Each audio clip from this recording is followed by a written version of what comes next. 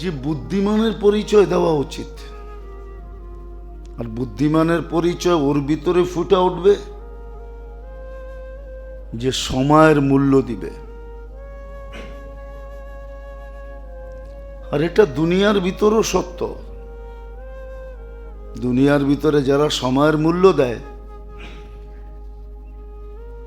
ওরা দুনিয়ার ভিতরে ওদেরকে আলাদাই রাখা হয়, ওদেরকে আলাদাভাবে চিনা যায় যারা সময়ের মূল্য দেয়। আর একজনে কইল 6টা আইলো 9টায়, তো দুনিয়াও জানে ওর কাছে সময়ের কোনো দাম নাই। দুনিয়া হিসাবেও কিন্তু দীক্ষিত, দুনিয়া হিসাবেও মানুষের আঙ্গুল ওর দিকে ওঠে। আর আল্লাহ আল্লাহ রসুলের ব্যাপারে, আখেরাতের ব্যাপারে ওইখানে আঙ্গুল উঠবে না কেন? এইখানে মানুষের আঙ্গুল ওঠে, ওইখানে স্বয়ং আল্লাহর আঙ্গুল ওঠে, আল্লাহ রসুলের আঙ্গুল ওঠে। এই জন্য মেরে দোস্ত, নিজেকে বুদ্ধিমানের পরিচয় দেওয়া চাই যে আমি বুদ্ধিমান। একটু আগেও বলছি, বুদ্ধিমানের জন্য স্বাগত ভিন্ন হবে, ওর স্বাগত ওরকম হবে, আর নির্বোধের জন্য স্বাগত ভিন্ন হবে। বুদ্ধিমানকে একভাবে স্বাগতম জানাবে, বুদ্ধিহীনকে আরেকভাবে স্বাগত জানাবে। আর আমি দুনিয়ার বুদ্ধিমান বলতেছি না,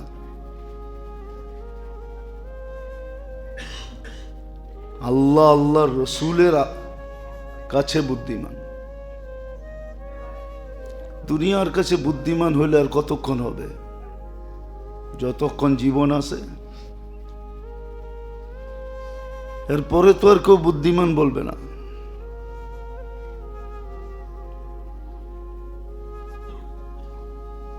হ্যাঁ, বললে আবার রাগ হয়ে যাবেন, অন্যরকম হয়ে যাবে।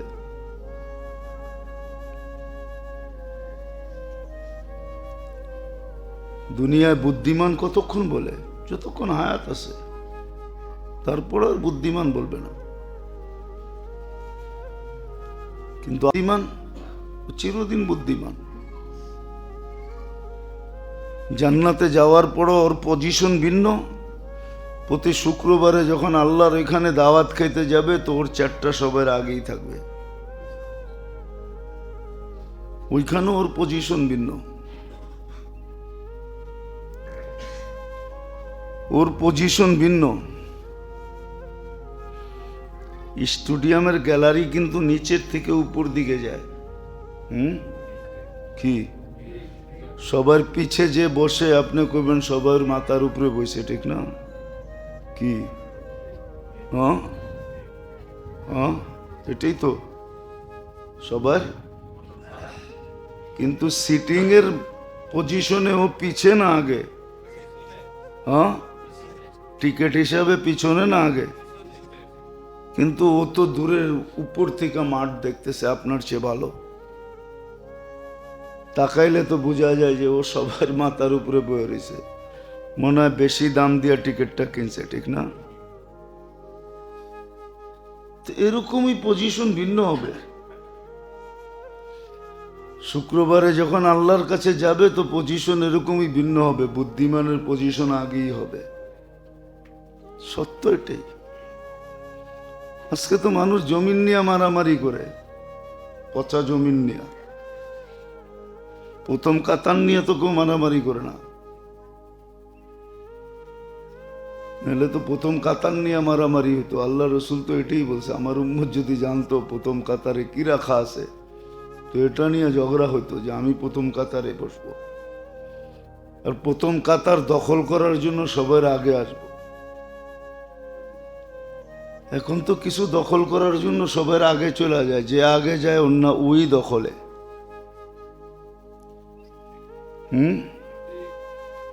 আর মসজিদে তো আসে এরকম, প্রথম কাতারের জন্য করে না, আমি প্রথম কাতারে বসবো, সবার আগে যাব।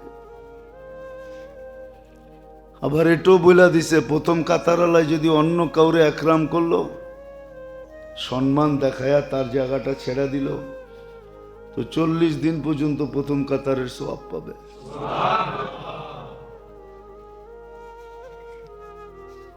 বুঝানোর জন্য বলতেছি, বুদ্ধিমান পরিচয় না দেওয়ার কারণে আজকে এগুলা হইতেছে। তো আমি দুনিয়ার বুদ্ধিমান বুঝাইতে চাইতেছি না। দুনিয়ায় কিছু বুদ্ধিমান লোক আছে, সারাদিন জমির অফিসে থাকে। কোন জমিনের কাগজ দুর্বল, একটু ভেজাল, ওটা কিভাবে লইতে পারি। কিছু বুদ্ধিমান আছে এরকম, না নাই? হ্যাঁ, আমাদের সমাজে নাই এরকম বুদ্ধিমান? ও কি বুদ্ধিমান নাকি? হ্যাঁ, মানুষের চোখে বুদ্ধিমান। যে দেখো বুদ্ধি খাটায় কয়টা বাড়ির মালিক হয়ে গেছে। ও বাড়ির মালিক হয় নাই, ও যেটার মালিক হয়েছে ওটা কালকে দেখা যাবে। কি বুঝাইলে বুঝবেন কিনা জানি না, কখনো তো দেখেন নাই। আমরা ছোটবেলা দেখতাম আর কি, চন্দ্র গ্রহণ হইলে বড় বলের ভিতরে পানি নিয়ে তো ছাদের ভিতরে রেখা, খোলা জায়গায় রেখা দেখতাম চানটা এটার মধ্যে আয়া পড়ছে। চানটা কি আইছে নাকি বলের মধ্যে? না, চাঁদ চাঁদের জায়গায় আছে। আপনি যদি বলেন চাঁদ তো আমার বলের ভিতরে, মনে হয় এরকম দেখেন নাই কখনো, ঠিক না? তাহলে চন্দ্রগ্রহণটা ভালো দেখা যায়, ভালো বোঝা যায়। তো যদি ভাবে যে চাঁদ আমার বালতির ভিতরে চলে আসছে আর বলের ভিতরে চলে আসছে, আমাকে পুষ্কুনিতে চাঁদ চলে আসছে, ঠিক না? গ্রাম দেশে তো পুষ্কুনিতে দেখতো। গ্রামই তো দেখেন নাই, কোত্থেকে বুঝবেন? তো এখন যদি মনে করে আমার পুষ্কুনির ভিতরে চাঁদ চলে আসছে, বুদ্ধি দিয়া কয়টা বাড়ির মালিক হয়ে গেছে। আসলেও বাড়ির মালিক হয় নাই। চাঁদ যেরকম পুষ্কুনির ভিতরে দেখা যায়, এরকম ওর বাড়ি আপনার চোখে দেখা যায়।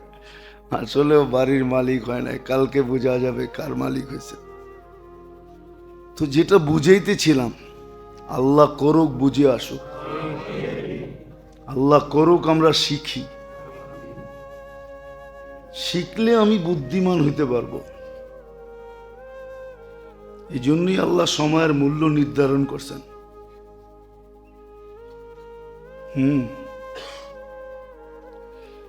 এই জন্য হাদিসে আছে কিছু জীর্ণ শীর্ণ মানুষ দুনিয়াতে পাওয়া যায়, জীর্ণ শীর্ণ, গরিব শরীফ, দুনিয়ার কেউ ওকে মূল্য দেয় না, কিন্তু ও এত বুদ্ধিমান, এত মূল্যবান। লাউ আকসামা লা আবাররাহুল্লাহ, এ কসম খাইতে দেরি, আল্লাহ পুরা করতে দেরি করেন না।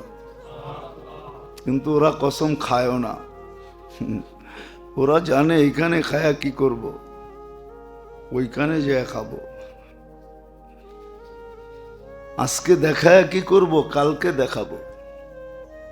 আজকে দেখাবো না, কালকে দেখাবো।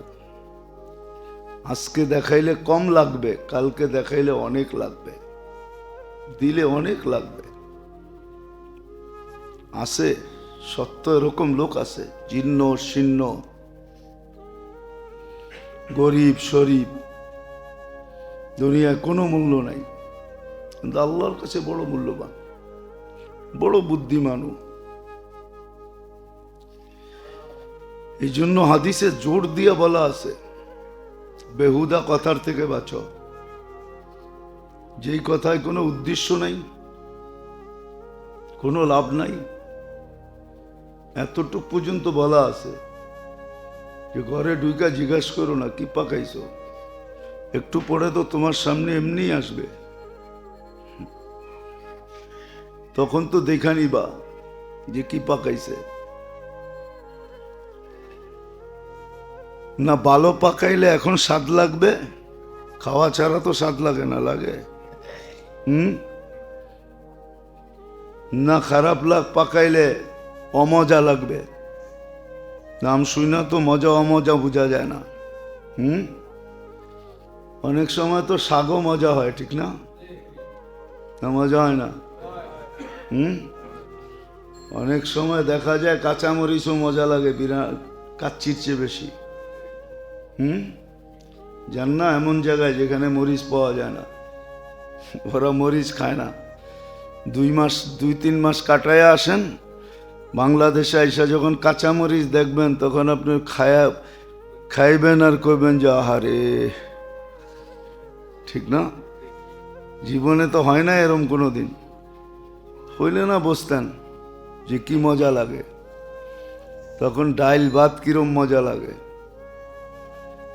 এটা সফরে গেলে বোঝা যায় না, এলে বোঝা যায় না।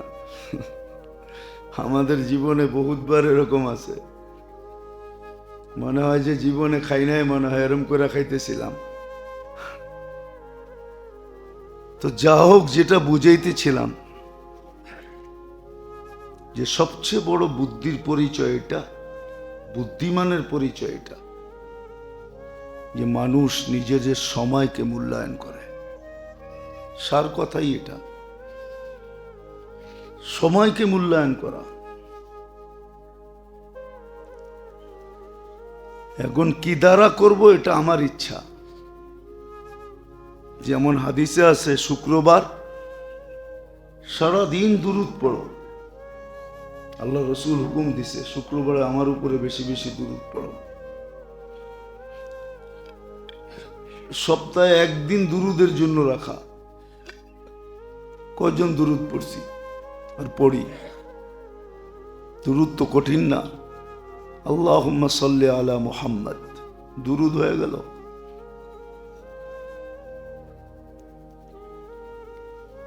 আরো ছোট ছোট দুরূদ আছে, ইব্রাহিমী পড়তে পারলে ভালো, যেটা নামাজে পড়ে,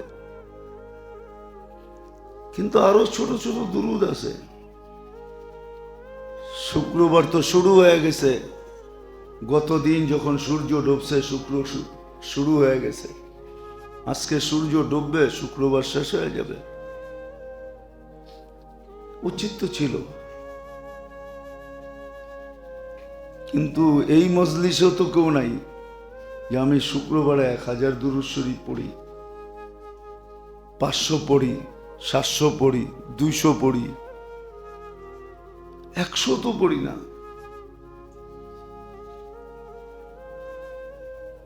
তাহলে কি বুদ্ধিমান হইলাম?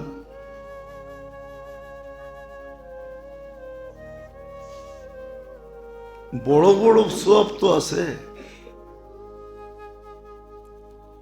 আপনি বলবেন দুরূদ পড়লে আমি একবার পড়বো, আল্লাহ 10 বার রহমত দিবেন। আল্লাহর ওয়াদা। আপনি 1000 পড়বেন, 10,000 রহমত। সপ্তাহে যদি 10,000 হয়, 4 সপ্তাহে কত হইল? হ্যাঁ, কত রহমত লাগবো আপনার? কয়েকদিন পরে তো আপনি রহমতই এক্সপোর্ট করতে পারবেন। এখন তো কাপড় চোপড় এক্সপোর্ট করেন, কয়েকদিন পরে তো আপনিও দিতে পারবেন অ্যাড যে আমার কাছে রহমত আছে, যার লাগবো যোগাযোগ করো। অনলাইনে অ্যাড দেন না। আল্লাহর কথা তো সত্য, তো সহি কথা, কোনো দুর্বলতা তো নাই। যে আমার বন্ধুর উপরে যে দুরূদ পড়বে তার উপরে আমি পার দুরূদের বদলায় 10 বার রহমত নাজিল করব।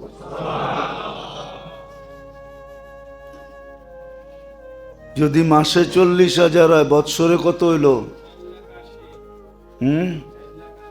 তা আপনার লাগবো 365 দিন। বাগদান না, 5 দিনে কত পড়লো?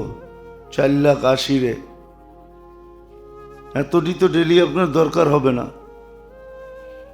আপনারটি রাইখা বাকিটি কোন আমি এক্সপোর্ট করবো, কার কার লাগবে অনলাইনে অ্যাড দেন, আমি দিতে রাজি। এই উম্মতের তো দেওয়ার সুযোগ আছে না? নাই? হ্যাঁ, নাহলে কলেমা পড়া মা বাবারে বক্সায় দেন কিভাবে? আপনি তো দিতে পারেন ইচ্ছা করলে। হাইসেন না, দিয়া দেখেন না, লোক আসে না, না আসে। পাগল বহুত আছে দুনিয়াতে। যোগাযোগ করবে, ভাই আমার লাগবো রহমত দে না। তো যেটা বুঝাইতেছিলাম, আসলে বুদ্ধিমানের পরিচয় দেওয়া উচিত। অন্য শব্দটা বলতেছি না, লাখ হয়ে যাবেন তাইলে।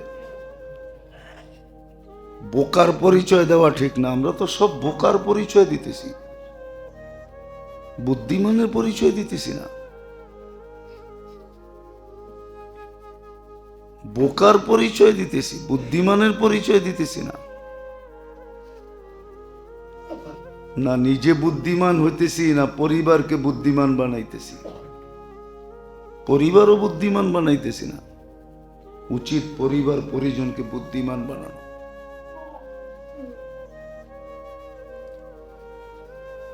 ঘরে তো সবাই মিলা টেলিভিশন দেখে, নাটক দেখে, সাটক দেখে, বিভিন্ন প্রোগ্রাম দেখে, ঠিক না?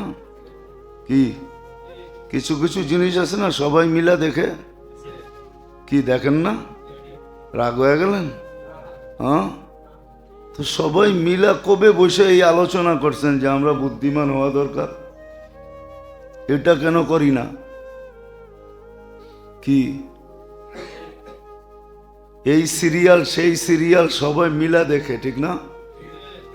একা দেখলে মজা হইব না, ঠিক না? তো আজ পর্যন্ত ঘরে কতবার বসলাম যে সবাই বৈশা মিলা আলোচনা করলাম যে বুদ্ধিমান হব। বুদ্ধিমান হব, এই আলোচনা তো ঘরে বসে করি নাই। তাবলিগালারা তো শুধু শুধু বলে না ঘরে ডেলি তালিম করো, একবেলা হইলেও করো, তালিম করো ডেলি। তাহলে আস্তে আস্তে সবার বুদ্ধি খুলবে, বুদ্ধিমান হওয়ার চেষ্টা করবে। তখন কোলের বাচ্চাও বুদ্ধিমান হবে। তখন দেখা যাবে ঘরের বাচ্চাও বুদ্ধিমান হবে, বড়দেরকে তাহাজ্জুদের সময় উঠাবে। কেননা বাচ্চার ঘুমাইতেও সময় লাগে না, উঠতেও সময় লাগে না, ঠিক না? ওর ঘুম আমাগো মতো, ও ঘুমাইতেও সময় নেয় না। আর বাচ্চা যখন বুদ্ধিমান হবে তো দেখা যাবে ওই তাহাজ্জুদের জন্য সবাইরে উঠাইতেছে। ও উঠা গেছে, এখন ও কি করবো, সবাইরে খোঁচাইতেছে, ওঠো কালকে না তালিম করলা, তাহাজ্জুদ পড়বা না? তো দেখা যাবে বাচ্চা আপনার তাহাজ্জুদের সময় উঠাবে, বুদ্ধির পরিচয় দিবে। এটি বুঝাইতেছি যে আমাদেরকে সবচেয়ে বড় বুদ্ধিমান ওই ব্যক্তি যে সময়ের মূল্য দেয়, দুনিয়ার হিসাবে না, আখিরাতের হিসাবে, আল্লাহ আল্লাহ রসুলের হিসাবে। এই জন্যই সময়টি মূল্য দিয়ে ভরা। মুহূর্তগুলা, ঘন্টাগুলা, দিনগুলা, সপ্তাহগুলা, মাসগুলা, এই যে মাস চলে যেতেছে, তারপরেই আসবে রজব, যেই মাসের ভিতরে আল্লাহ নিজে আবেদন করছে গুনাহ করো না, 4 মাস গুনাহ করো না, 4 মাস গুনার আবেদন, গুনাহ করো না, উম্মতে মোহাম্মদী গুনাহ করো না। আমরা তো খালি আঙ্গুল অন্যের উপরে উঠাই, ভাবি কাফের মুশরিক বেড়ে গেছে এই জন্য দুনিয়ার এই অবস্থা, ঠিক না? না না না, ওদের আমলের প্রভাব মাথার উপরে ওঠে না, আর আমাদের আমলের প্রভাব আরশ পর্যন্ত যায় ঠেকে। নেক যখন করে তো আরশ পর্যন্ত যায় ঠেকে, আবার গুনাহ করলেও সমস্ত জগৎ কাঁপায় দেয়।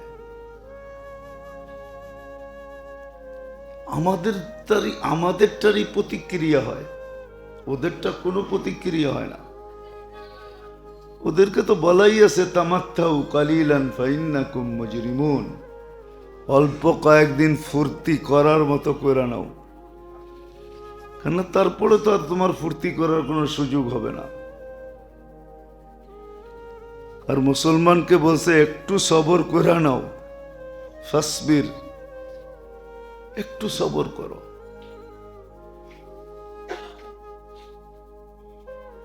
একটু আল্লাহর জন্য সবর করো। তোমার ফুর্তি আসতেছে, সারা জীবন ফুর্তি করবা, ফুর্তি ফুর্তি, মজেই মজ, সুখই সুখ। ওটা ফুর্তির জগৎ বানায় রাখছেন আল্লাহ, ফুর্তি করবে।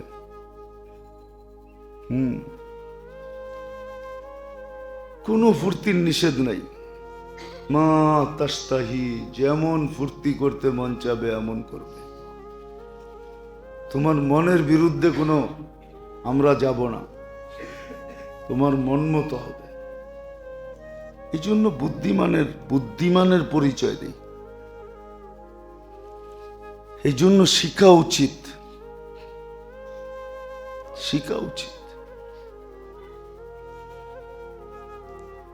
একটা কথা বোঝানোর জন্য বলতেছি, যদি বোঝেন তাইলে, কিন্তু ভাবতে হবে, তাইলে বুঝে আসবে। এক ব্যক্তি এশার নামাজ পড়া ঘুমাইলো আর উঠা ফজরের নামাজ পড়লো, ও কি ঘুমাইলো না ইবাদত করলো?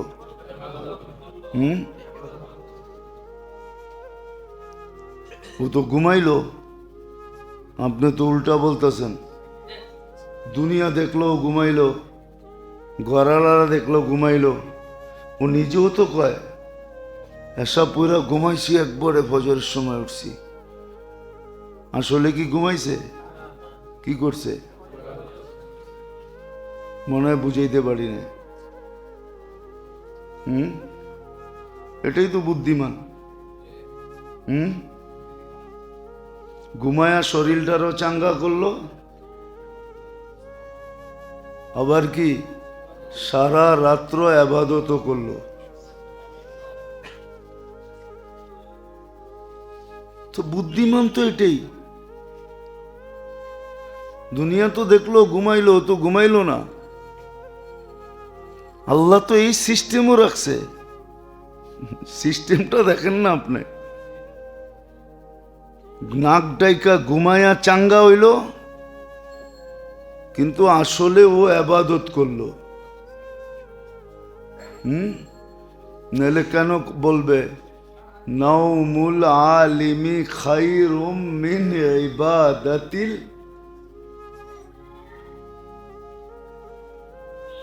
আলেমে ঘুমায় ঠিকই, আপনি দেখতেছেন ঘুমায়। ও বুদ্ধিমান, ও ঘুমায় নাই। ও এমন পদ্ধতিতে গিরা দিয়া ঘুমাইছে, ঘুমেরতে উঠো দেখবো খায়রুম মিন ইবাদাতিল আবেদি, কিতাবে এই কথা লেখা আছে। ও দেখবে আবেদ সারা রাত্র যা করছে ওর চেয়ে বেশি হয় ঘুমায় করে ফেলছে। কেননা বুদ্ধির গিরা এমন দিছে, মনে হয় বুঝাইতে পারি না। কয় না সব গিরা খোলন যায়, বুদ্ধির গিরা খোলন যায় না। মনে হয় শোনেন টোনেন নাই জীবনে, ঠিক না? না করতে শুনবেন, সারাদিন তো খালি ভাবতে থাকি একটাই, রাগই তো হয়ে যাবেন, ঠিক না? সারাদিন খালি পাত্তি ভাবি, তো করতে বুঝবেন যে বুদ্ধির গিরা কেমন গিরা। পাত্তি বোঝেন? সারাদিনই তো পাতি ভাবতে থাকি, ঠিক না? পাত্তি ভাবি সারাদিন, তো বুদ্ধির গিরা কোত্থেকে বুঝবো? তো বুদ্ধির গিরা দিয়ে ঘুমায় গেছে। আর আরেকজন সারা রাত্র ইবাদত করছে, ও যেখানে পৌঁছতে পারে না ও ঘুমায় আর আগে পৌঁছে গেছে। শুধু শুধু তো বলে নাই ফকিহুন ওয়াহিদুন আশাদ্দু আলা শায়তানি মিন আলফি আবেদ। আর শুধু শুধু তো কিতাবওয়ালারা লেখেন নাই।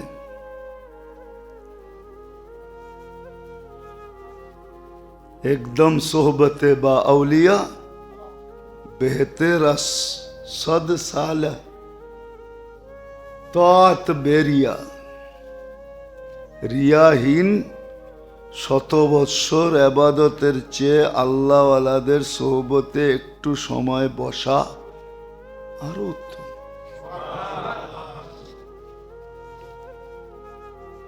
তো 100 বৎসর বলছে, 1 লক্ষ বৎসর বললেও ভুল হবে না। তো আসেন বুদ্ধিমানের পরিচয় দিই যে আমি বুদ্ধিমান। সময়টাকে মূল্যায়ন করি, মূল্য দিই, এটার জন্য শিখি। কোনো কঠিন না, শুধু অভ্যাস করতে হয়, আর কিচ্ছু না। অভ্যাস করতে হয়, অভ্যাস করলে হয়ে যায়। অভ্যাস অল্প কয়েকদিন করতে হয়, বেশি দিন করতে হয় না। ওই সৌদি আরবে গেলে দেখবেন হজের সময় যারা যায় না, ওরা দেখবেন আপনার লোকে 2 মিনিট কথা কইব, এটার ভিতরে 200 আল্লাহ কইব। আল্লাহি আল্লাহি কয় না? হ্যাঁ, গেছেন হজে? আল্লাহি আল্লাহি, আসলে আল্লাহি কসম খায় না, ও আল্লাহর জিকির করে, ওর অভ্যাস হয়ে গেছে। আগে পিছে আল্লাহ না কইলে ভাল লাগে না। বললে তো আবার রাগ হয়ে যাবে মানিকগঞ্জের কেউ থাকলে। মানিকগঞ্জের কথার আগেও বড় আছে, পরেও বড় আছে। খাইছেন বড়, লইছেন বড়, যাইবেন বড়, ঠিক না? কি রাগ হয়ে গেলেন? ওটা ওর অভ্যাস হয়ে গেছে, বাসার অন্তর্ভুক্ত হয়ে গেছে বড়। আর বলার থাকলে কইব যে, কি যাইবেন যে, খাইছেন যে, তো এটা অভ্যাস হয়ে গেছে। তো এরকম যদি শিখি আর অভ্যাস হয়, তখনও আপনি সর্ব জায়গায় আল্লাহ আল্লাহ বলবেন।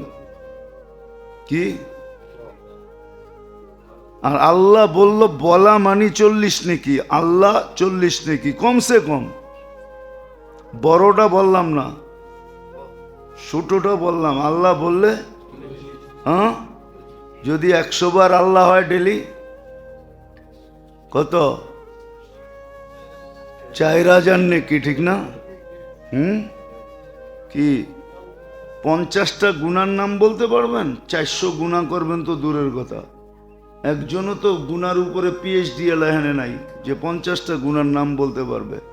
তাইলে ওরে গুনার উপরে PhD সার্টিফিকেট দিয়ে দেবো। 50টা গুনার নামও তো বলতে পারবেন না। পারবেন রে? পারবি? কলেজে পুরো 50টা গুনার নাম করতে? 50টা গুনার নামও তো জানে না, 400 গুনাহ করবে কোত্থেকা? অভ্যাস করতে হবে, অভ্যাস। প্রথমে শিখতে হবে, পরে আস্তে আস্তে অভ্যাস করতে হবে। যখন অভ্যাস হয়ে যাবে, আমরা বলি না মানুষ অভ্যাসের দাস না অভ্যাস মানুষের দাস? হ্যাঁ, মানুষ এটা আগে বলতো, এখন উল্টায় বলে। আগে যেরকম নেগেটিভ খারাপ ছিল, করোনা এসে নেগেটিভ রে ভালো বানিয়ে দিছে। পজিটিভ এখন খারাপ, আগে পজিটিভ ভালো ছিল, নেগেটিভ এখন কি উল্টায় গেছে না? করোনা আইসা, হ্যাঁ, আমগো জিন্দিগি উল্টায় গেছে। কিন্তু এখন পাও কিন্তু জমিনে নাই, আমগো মাথা জমিনে, পাও উপরের দিকে। করোনা আইসা উল্টায় দিছে, ঠিক না? আসলে সত্য এটাই, অভ্যাস মানুষের দাস। যখন অভ্যাস করবে, তো অভ্যাস দাস হয়ে যাবে। কোথায় কোথায় আল্লাহ বলবে, আল্লাহ ভাববে, আল্লাহ চিন্তা করবে, দিল দেমাগ সব আল্লাহ দিয়ে ভরা যাবে। এই জন্য নিজেকে বুদ্ধিমানের পরিচয় দিই। আজকে বুদ্ধিমানের বড় দাম, কালকের বুদ্ধিমানের কোনো দাম নাই। কালকে তো সবাই বুদ্ধিমান হবে। একবার বুদ্ধির পরিচয় দিয়ে আসছি আমরা, আলাস্তু বিরাব্বিকুম ক্বালু বালা। বুদ্ধির পরিচয় দিয়ে আসছি, ঠিক না? যদি ওইটাই হইতো তাহলে আর এখন কিছু করতে হইতো না। আল্লাহ বলতো বইলেই তো গেছে বালা, হ্যাঁ আর দরকারটা কি? এরকম একদিন মরার পরেও বলবে বালা, আপনি রব, আপনি সব কিছু, কিন্তু কোনো কাজে দিবে না। এই জগৎটায় করা, এটার নাম হলো বুদ্ধিমান। এই জন্য শিখেন, আল্লাহ ওয়ালাদের থেকে শিখেন, আলেম ওলামাদের থেকে শিখেন। কিন্তু কিছু লোক আছে যারা লজ্জা পায়, অথচ আল্লাহ কোরআনে শিখাইয়া দিয়েছেন, ইন্নাল্লাহ লা ইয়াস্তাহি আনিল হক। সব জায়গায় লজ্জা পাওয়া ঠিক না। লজ্জা যেখানে পাওয়া দরকার ছিল ওইখানেই তো পাই না। এইখানে তো লজ্জা পাওয়ার কোনো বিষয় না, এখানে লজ্জার কোনো বিষয় না। আমাদের সমাজের দিকে দেখলে বড় দুঃখ লাগে। বহুত মানুষ আছে সারা দিন শুয়া বয়া কাটায়, ইচ্ছা করলে আলেম ওলামাদের কাছে যে কোরআন শিখতে পারে,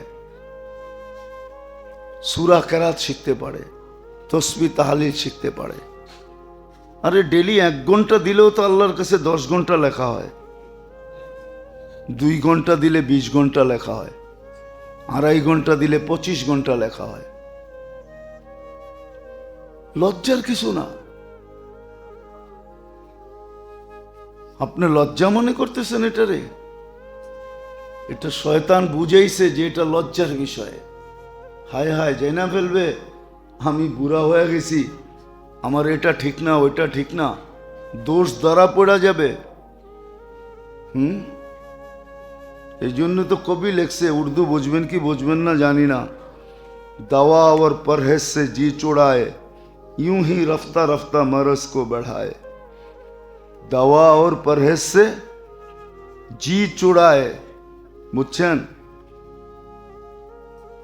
এক ব্যক্তি আছে ওষুধও খায় না, পরহেজও করে না, চুপে চুপে সব করে, ঠিক না? বাড়িওয়ালারা দেখলে খাইতে দিব না, তো হোটেলে সকালে যেয়া কাচ্ছি মাইরা তারপরে আসে মুখ টুক মুইসা, ঠিক না? তো কবি খুব সুন্দর লেখছে, দাওয়া ওর পরহেজ সে জি চোড়ায়। এইভাবেই আস্তে আস্তে রোগ বাড়াইতে থাকে। একদিন সব ফাঁস হয়ে যায়। ডাক্তার কয় এই অবস্থা কেন? এই অবস্থা তো হওয়ার কথা না। হইব না কি লেগা? ফাঁকি দিয়া তো সব মারছে। ফাঁকি দিয়া আমগো সামনে মারে নাই, সকালবেলা হাঁটার বাহানা দিয়া যায় স্টারে সব মাইরাইছে। মনে হয় বোঝেন না, ঠিক না? সত্য এরকমই। আজকে এটার নাম লজ্জা না, আমরা ভাবি এটা লজ্জা। খোদার ওয়াস্তে এটার নাম লজ্জা না। সময় আছে তো শিখেন, আলেমদের কাছে যান, আল্লাহওয়ালাদের কাছে যান, মূল্যায়ন করেন। আল্লাহ আমাদের সবাইকে বুঝার, আমল করার তৌফিক দান করেন। ওমা আলাইনা ইল্লাল বালাগ। সাল্লাল্লাহু আলাইহি ওয়া আলা আলিহি ওয়া আসহাবিহি ওয়া আতবাইহি সালাতান ওয়া সালামান কাসীরান কাসীরা। أما بعد فأعوذ بالله من الشيطان الرجيم. بسم الله الرحمن الرحيم. ليبلوكم أيكم أحسن عملا. وقال رسول الله صلى الله عليه وسلم اغتنم خمسا قبل خمس إلى آخر الحديث أو كما قال عليه الصلاة والسلام. সম্মানিত উপস্থিতি, কোরআন হাদিস থেকে যতটুকুই তেলাওয়াত করলাম, আশা রাখি একই ভিত্তি করে কিছু কথা রাখবো, সাথে সাথে দোয়ার দরখাস্ত। আল্লাহ জাল্লে জালালুহু আম্মা নেওয়ালুহু আমাদের সকলকে আমল করার তৌফিক দান করেন।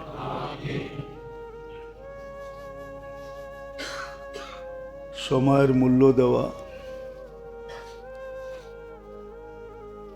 এটা প্রত্যেক বুদ্ধিমানের কাজ।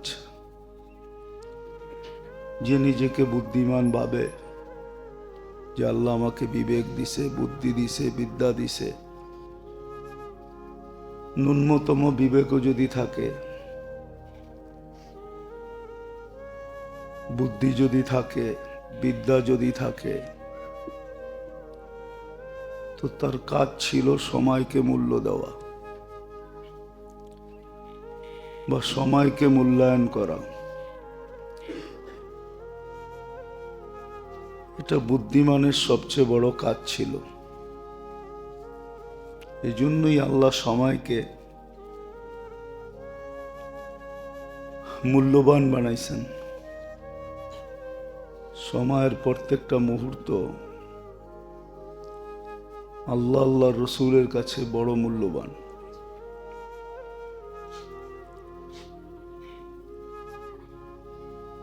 এই জন্য দিক নির্দেশনা দিছেন যে সময়ের কোনো মুহূর্তেই যেন গাফলতের ভিতরে না কাটে, উদাসীনতার ভিতরে না কাটে। এই জন্য আল্লাহ রসুল দোয়াও করতেন যে আল্লাহ আমার সময়টা যেন গাফলতের ভিতরে না কাটে, উদাসীনতার ভিতরে না কাটে, অলসতার ভিতরে না কাটে। আর উম্মতকে বড় সতর্ক করছেন যে সময়টা যেন গাফলতের ভিতরে না কাটে।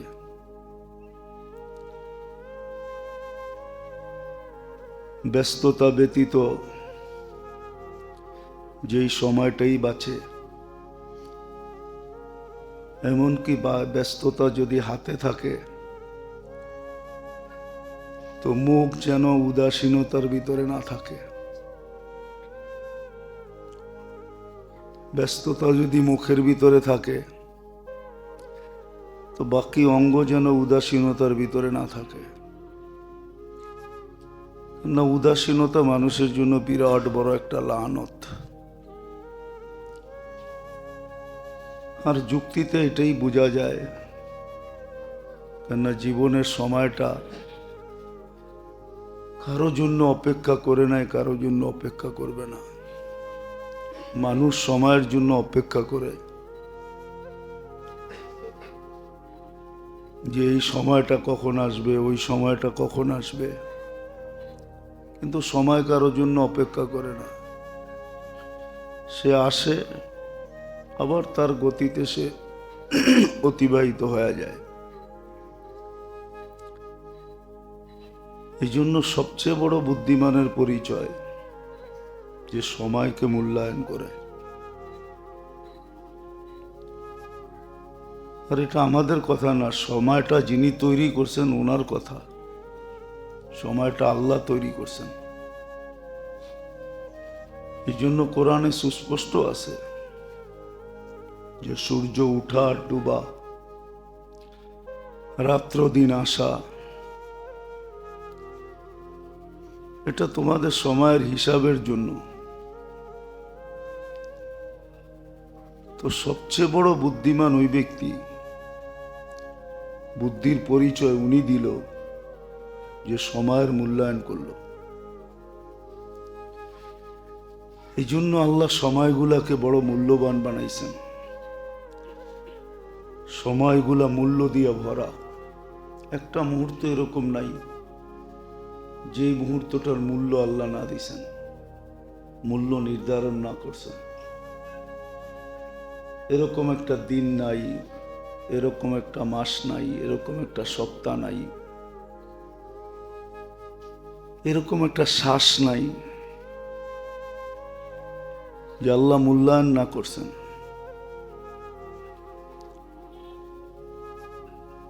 এই জন্য সময়টাকে মূল্যবান বানানোর জন্য, মূল্যায়িত করার জন্য প্রত্যেকটা মুহূর্তের কোনো না কোনো আমল দিছেন, তরতিব দিছেন, পদ্ধতি দিছেন। পেশাব পায়খানা থেকে নিয়া, ঘুম থেকে সজাগ হওয়া নিয়া, ঘরে ঢুকা বাহির হওয়া, এরকম কোনো ক্ষেত্র নাই যে ক্ষেত্রের ভিতরে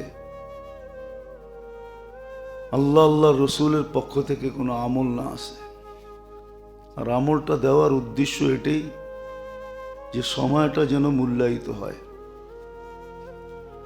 আর মূল্যগুলো এরকম যে মূল্যায়ন করলো মূল্যটা এরকম যে তাক লাগানো মূল্য। মানুষ তো ঘন্টা বেসিস বেতন দেয়, দুনিয়ার বহুত দেশে আছে ঘন্টা হিসাবে স্যালারি। 1 ঘন্টায় আর কয় টাকা স্যালারি হয়? যেই দেশে ডলারে দেয় কয় ডলার দেয়। কিন্তু আল্লাহ কিন্তু মূল্য দেয় তাক লাগায়া।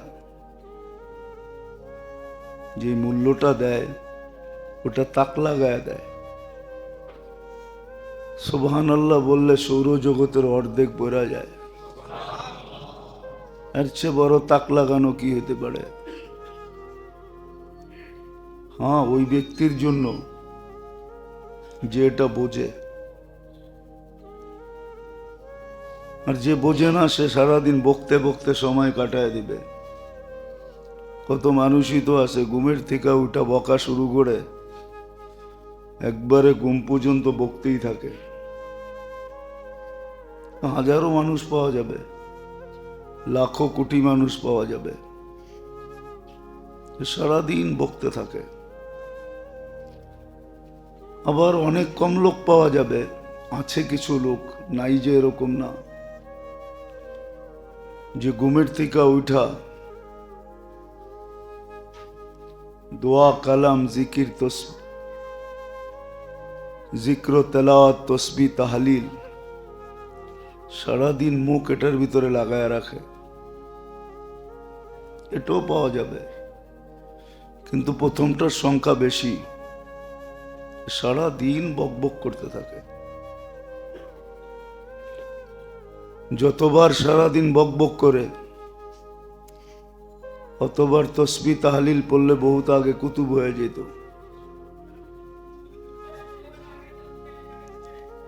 বহুত আগে নিজের ঠিকানা জান্নাত দুনিয়ায় বসা দেখা নিত। তো যেটা বুঝাইতেছি আল্লাহ করুক বুঝে আসুক, বুঝে আসাটা হলো জরুরি। যে সময়ের মূল্যায়ন করা, আর এটা বুদ্ধিমানের সবচেয়ে বড় কাজ। এর চেয়ে বড় কোনো কাজ নাই। এর চেয়ে বড় কোনো কাজই নেই যে সময়টাকে মূল্যায়ন করা, সময়টাকে দামি বানানো। এটা হলো বুদ্ধিমানের সবচেয়ে বড় কাজ। আর তখনই সে বুদ্ধিমান হয়।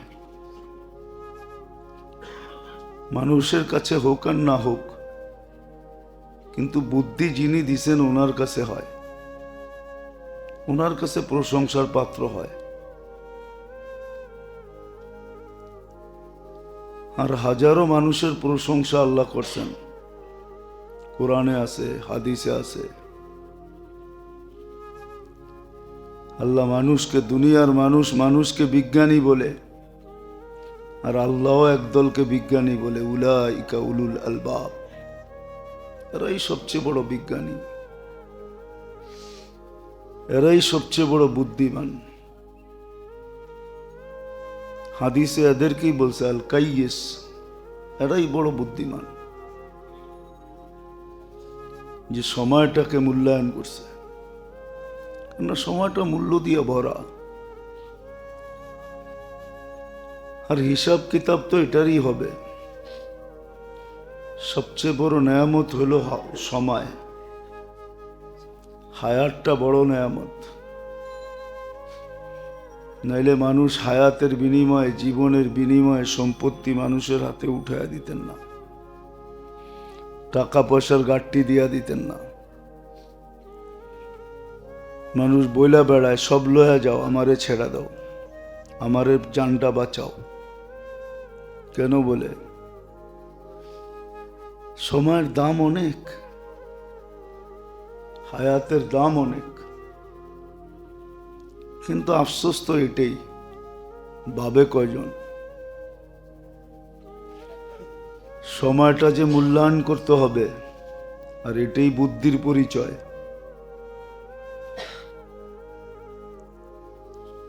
এটা যে বুদ্ধির পরিচয়, এই জন্য ইংরাজিতে একটা অক্ষর আছে, একটা সংখ্যা আছে, এটারে খাড়া করে দেখলে একরকম দেখা যায়, উল্টায় দেখলে আরেক রকম দেখা যায়। ওটা হলো 9। খাড়া করে দেখবেন 9 দেখা যায়, উল্টায় দেখবেন 6 দেখা যায়। মানুষ তো এটারে বুদ্ধিমান মনে করে যে 6 রে খাড়া করে 9 দেখাইতে পারছে, আর 9 রে উল্টায় 6 দেখাইতে পারছে। মানুষ এটাকে বুদ্ধিমান মনে করে। বিবেক নষ্ট হইলে এতটুক নষ্ট হওয়ার কথা না।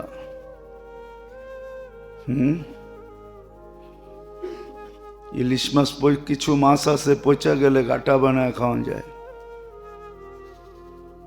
যায় না? পাতা পাওয়া যায় আমাদের দেশে, লেবু পাতা, কিছু পাতা আছে, ওটা দিয়া গাটা বানাইলে ওটা খায়ও মজা পাওয়া যায়। আঙ্গুল চুষা চুষা খায়। তো এরকম নষ্ট হওয়ার তো কথা না।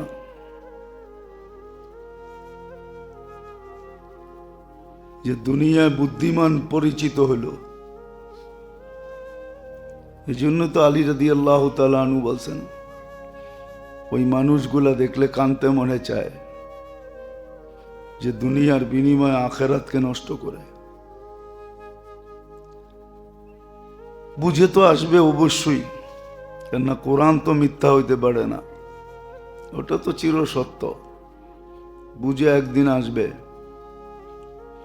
ওই দিন বুঝ তো কোনো কাজে দিবে না। আজকে তো বুঝে আসার পর একটা চিৎকারও কাজে দিবে, তওবাও কাজে দিবে, আল্লাহ বইলা চিৎকার দিলেও কাজে দিবে, জীবন চেঞ্জ হয়ে যাবে। গুনাহ খাতা মাফ হওয়ার ওয়াদা আছে, কিন্তু কালকে চিৎকার দিলে তো কিছুই হবে না। বরং বেশি চিৎকার দিলে কোরআন এটাও বলে দিছে, ক্বালু ইখসাউ ফিহা ওয়া লা তুকাল্লিমুন, মুখে সিল মাইরা দিবে যাতে চিৎকার না দিতে পারে। মেডিসিন খালি আমাদের কাছেই আছে, আল্লাহর কাছে নাই।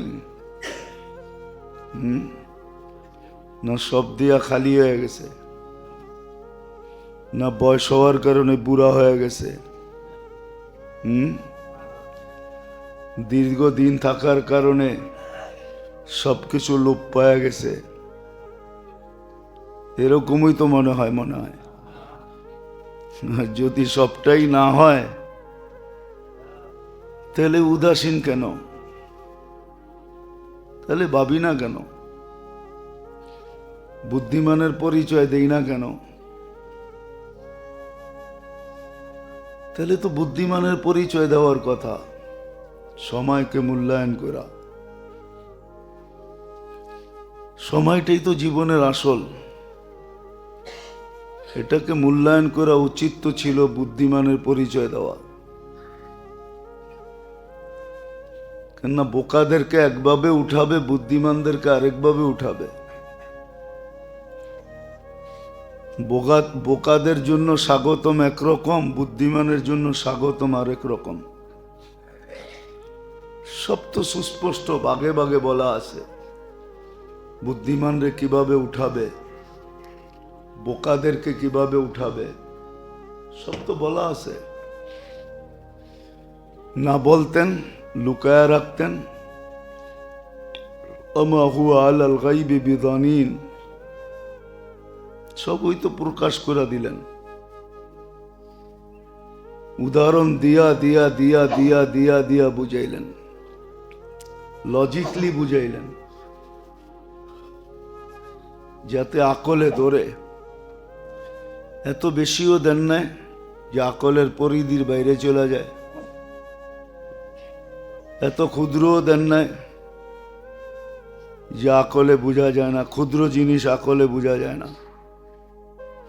মাইক্রোস্কোপ নিয়ে আসলে না দেখা যেত যে এইখানে ওয়েদারের ভিতরে কি আছে। হাজারো বালুর কণা আছে, হাজারো জীবাণু আছে, ব্যাকটেরিয়া আছে, তো মাইক্রোস্কোপ আনলে দেখা যেত যে এইটা কি আছে। এটা তো আকলে ধরে না। তো সবই তো সীমানার ভিতরে রাখলেন, সীমানার বাহিরে তো কিছু করলেন না। হুকুমও তো সীমানার বাহিরে দেন নাই, নাইলে কোরআন কেন বলবে লা ইউকাল্লিফুল্লাহু নাফসান ইল্লা উসাহা। সীমানার বাহিরে তো কিছু হুকুম দেই নাই। সবকিছু তো পরিধির ভিতরে রাখলেন, তারপরও বুদ্ধির পরিচয় দেই না তো দেই না কেন? বলবেন ধোকার কারণে। ধোকাটা যদি না রাখতো তাহলে দিতে পারতাম। হ্যাঁ, প্রশ্ন তো একটু ডাইন বাম করে করলেই প্রশ্ন হয়, সোজাসুজি করলে তো আর প্রশ্ন হয় না। প্রশ্ন কাকে বলে? একটু ডাইন বাম করেই তো করে। কি মনে হয় ক্লাস 5 পর্যন্ত পড়েন নাই? প্রশ্ন তো একটু ডাইন বাম করেই করে, ঠিক না? নাহলে পরীক্ষা হয় নাকি? তা আল্লাহ তো এটা পরীক্ষার জন্য দিছেন। পেট না থাকলে সারাদিন আল্লাহর সামনে পড়া থাকতাম, এটাও ধোঁকা। এটা সবচেয়ে বড় ধোঁকা। বিবি বাল বাচ্চা না থাকলে পড়া থাকতাম। পড়া থাকতেন আমিও মানি, কিন্তু দাম কম পাইতেন। দাম কি কন? দাম কম পাইতাম। কয়লার ভিতরেই কিন্তু হীরা হয়। কয়লার কেজি 100 টাকা, হীরার কেজি 50 টাকা, ঠিক না?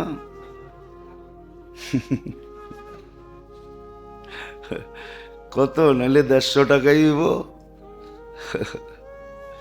হ্যাঁ, পরীক্ষা তো এটার নামই।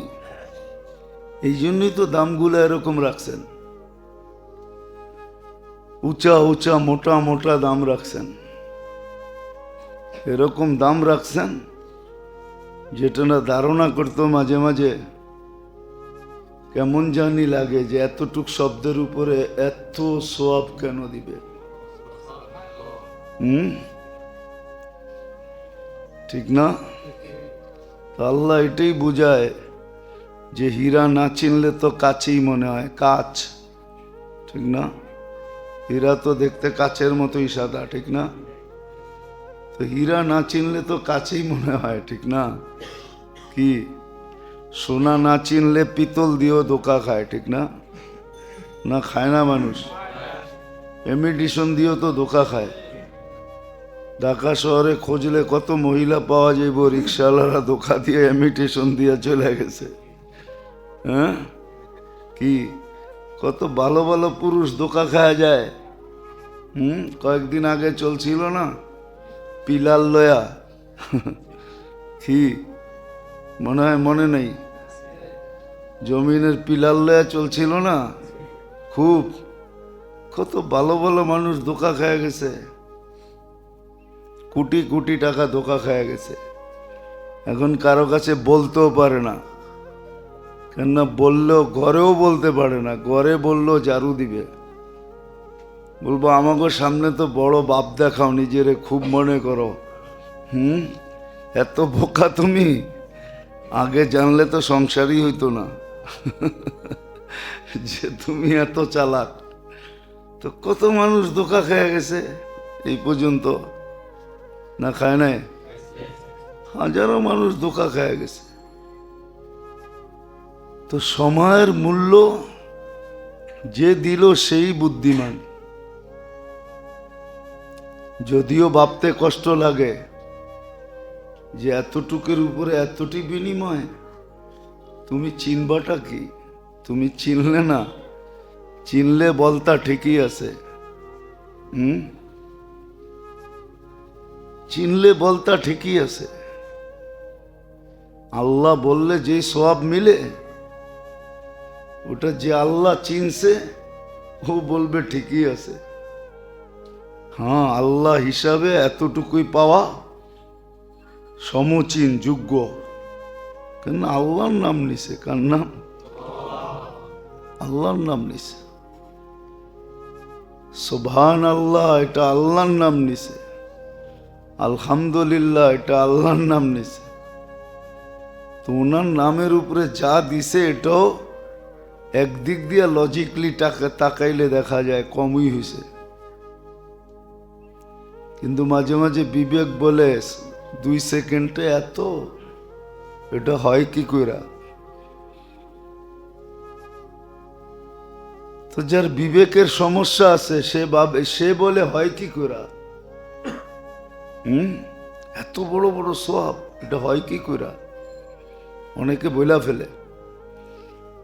আবার অনেকে ভাবে যে না এই সওয়াব এই উচ্চারণও কিছু হইল না, কিছুই করতে পারলাম না। আর অনেকজনে ভাবে এতটি তো হয়ে গেল আর কি করবো।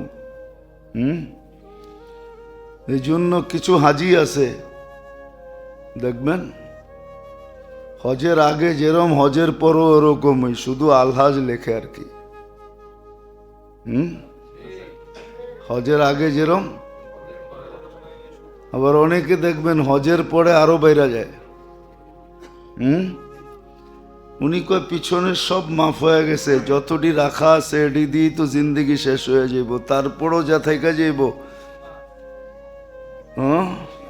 ওটি দিয়ে পার হয়ে যাবো, ঠিক না? না 1 দিন 1 লক্ষ দিন। মক্কা শরীফ ছিলাম 1 মাস, মদিনা 1 মাস, এক জায়গায় 50,000, এক জায়গায় 1 লাখ, এত খাইব কে, ঠিক না? এই জন্য উনি আইসা আরো জোরে চড়ে শুরু করে।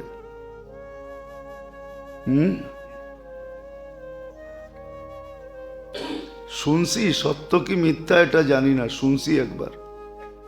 কার কাছ থেকে শুনছি ওই লোকগুলো এখন বেচা নাই, থাকলে প্রমাণ করানো যেত। উমরার থেকে আইসা পানি খায়া কইতেছে যে আজকে মনটা পড়ছে। তো উনি ভাবছে এত দিয়া কর্মটা কি, ঠিক না? আর আরেকজন দেখা গেছে হজের থেকে আইসা আরো বেশি দিনদার হয়ে গেছে, আরো বেশি।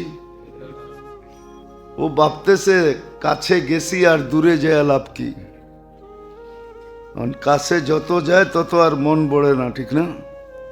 কি অনেক জিনিস আছে যত পায় তারপর মন বড়ে না। ওটা দুনিয়ারও আছে আখেরাতেরও আছে। এটা যত পায় তারপরও মন বড়ে না, এটা হলো দুনিয়া। যত পায় তারপরও মন কয় কিচ্ছু হয় নাই। সারা দুনিয়ার মালিক হলে হইতো। ফেরাউন তো শুধু শুধু ফেরাউন হয় নাই, ও সব পাওয়ার পরে ভাবছে এটা পায়া কি লাভ হইলো, ওইটা পায়া দেই ওইটাও পামু, তো ওইটার দাবি করে ফেলাইছে। কে যায় দেখবো আমি পাইছি না না পাইছি, এটা পাইছি এটা তো দেখতেছে সবাই, ঠিক না? যে এটার মালিক আমি, ওটা তো যে কেউ তালাশ করে দেখবে না, দাবি করলে অসুবিধা কি, দাবি করেই ফেলছে, ঠিক না? এরকম সারা দুনিয়ার মালিক হওয়ার পরে ও বলবে ওইটাও পাইতে চাই। তো লাগাইবো আল্লাহর লগে টক্কর, ঠিক না? আল্লাহ বানায় দিব ইতিহাসের পাতার জিনিস, ফেরাউনের মতো বানায় দিব। এখনো যে যায় ও মমির উপর দিয়ে তুতু দিয়ে আসে, ঠিক না? এমনকি কাফের পর্যন্ত তুতু দিয়ে আসে। জান না, একবার দেখা আসেন না, দেখেন না মানুষ কি বলে। এখানে দেখেন কেউ ইংরাজিতে গালি দিতেছে, যে যেই ভাষা পারে ওই ভাষায় গালি দিতেছে, যে দেখা আসেন। বেশি দূরে তো রাখা নাই, মিশর ভিসাও দেয়, ভিসা এত কঠিন না। একবার ঘুরে আসেন, দেখা আসেন। তো যেটা বুঝাইতেছিলাম, খুব ধ্যান দিয়া শুনলে বুঝে আসবে। এই জন্য দিনই কথা মন বিবেক বুদ্ধি দিয়া শোনা চাই। মন দিয়া বিবেক বুদ্ধিকে উপস্থিত করে তারপরে শোনা চাই, তাইলে বুঝে আসবে। ওয়ালাকাদ ইয়াসসারনাল কুরআন, আল্লাহ বলছে সহজ করছি, কঠিন না। লিযিকরি ফাহাল মিন মুদ্দাক্কির, এই জন্য সহজ। কিন্তু মন বিবেক বুদ্ধি সব একত্রিত করে শুনতে হবে, তাহলে বুঝে আসবে। তো যেটা বুঝাইতেছিলাম যে বুদ্ধিমানের পরিচয় দেওয়া উচিত, আর বুদ্ধিমানের পরিচয় ওর ভিতরে ফুটে উঠবে